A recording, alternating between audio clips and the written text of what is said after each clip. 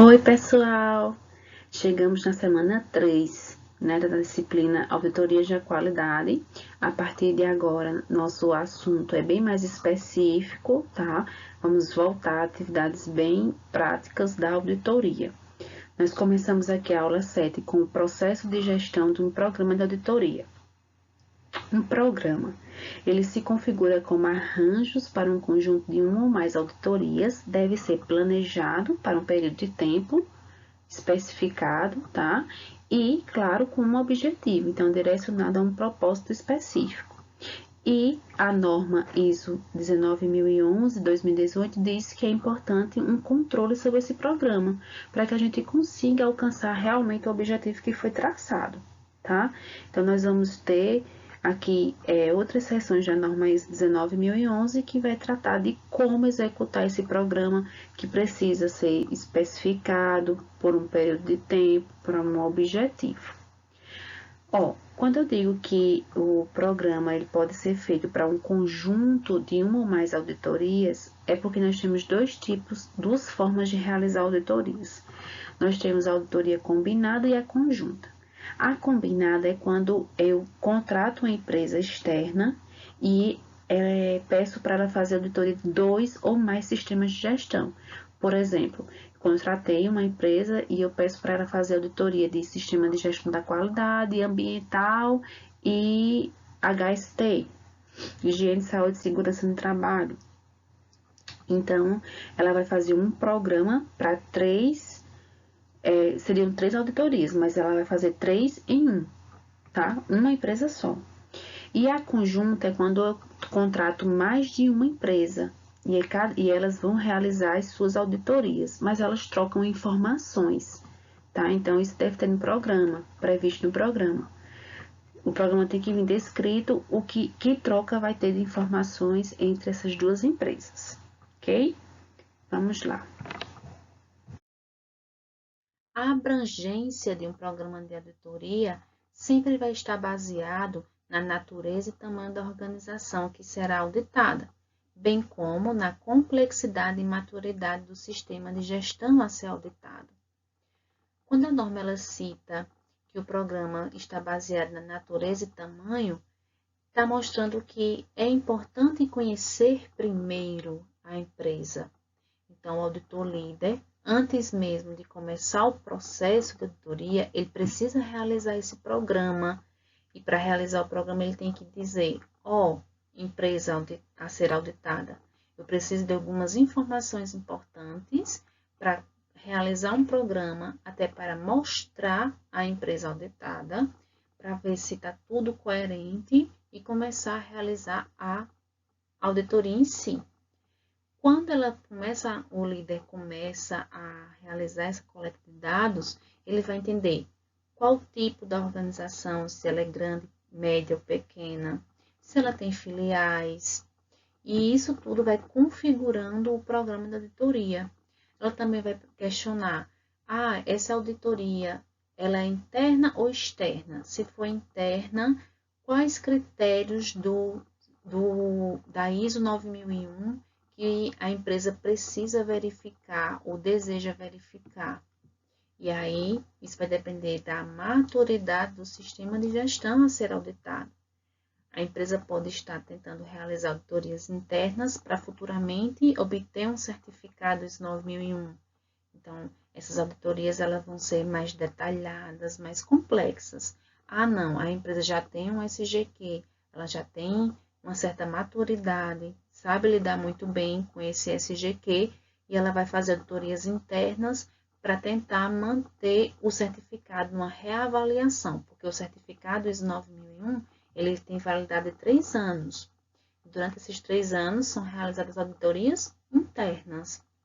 Então, isso já vai configurar um programa diferente, um programa mais leve, a ser verificado alguns critérios. Então, a gente percebe que essas características vão ser vistas previamente para estar configurando esse programa.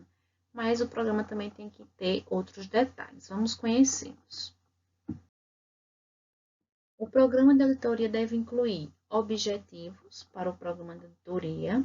Tá? Então, quando eu digo que o líder, antes de realizar a auditoria, vai fazer o programa, ele precisa conhecer essas informações para também criar o objetivo para o programa, que tem que estar bem claro. Tem que estabelecer riscos e oportunidades associados ao programa, ou seja, a questão de risco em tempo, em pessoal, em documentos que não vão estar disponíveis ou estarão disponíveis. Eu tenho que prever já algo, né, que possa ocorrer de dificuldades ou até mesmo de oportunidades. Eu posso avaliar 2 setores no mesmo dia, posso então avaliar 2 critérios que estão previstos no mesmo dia, no mesmo horário, na mesma reunião, tá? Então, deve incluir riscos e oportunidades. O programa deve esclarecer o escopo do programa, ou seja, de onde até onde ele vai, quais locais a auditoria vai precisar atingir dentro da empresa, que tipos de setores vão ser avaliados, que tipo de documentos. Então, ele precisa dizer a extensão, limites e locais de cada auditoria. Tem que vir um agendamento. O agendamento geralmente vem o número da auditoria, principalmente se a empresa teve auditorias anteriores, então tem que saber qual o número, a duração e com que frequência aquela coleta de dados vai acontecer naquela auditoria. Geralmente também no agendamento já vai o nome da pessoa, da equipe que vai realizar aquela coleta de dados. O programa tem que incluir tipos de auditoria, se é interna ou externa, critérios, como eu mencionei, às vezes não vai ser toda a ISO 9001, pode ser algum daqueles requisitos, né? Nós vimos requisitos da ISO 9001, da seção 4 a 10. Então, pode ser um pouco da 4, pode ser um pouco do 8, um pouco do 7, ou apenas o 8. Então, isso vai depender muito lá do objetivo do programa. Tem que vir os métodos que vão ser empregados. Vai ser entrevista. Não, vai ser análise de documentos. Vai ser amostragem. Eu vou pegar todas as fichas de controle para avaliar o critério da seção 8 da ISO 9001. Então, tem que estar alinhado objetivo, critério e método. No programa tem que vir os critérios que foram utilizados para selecionar os membros da equipe de auditoria. Gente, isso é bem importante, tá? O líder é responsável por verificar antes e até fazer uma seleção dos membros da sua equipe de auditoria. Aí no programa ele coloca lá quais os critérios que foram utilizados. Foi experiência, foi conhecimentos específicos. E outro ponto importante para o programa, super importante, são as informações documentadas pertinentes, ou seja, quais os documentos o auditor vai precisar ter acesso para realizar a auditoria. Gente, esse programa de auditoria, como eu já mencionei, ele tem que ser realizado antes de começar a auditoria em si. Então, isso tem que estar bem alinhado para que na reunião que vai anteceder a implementação da auditoria, fique estabelecido para quem vai ser auditado, tá?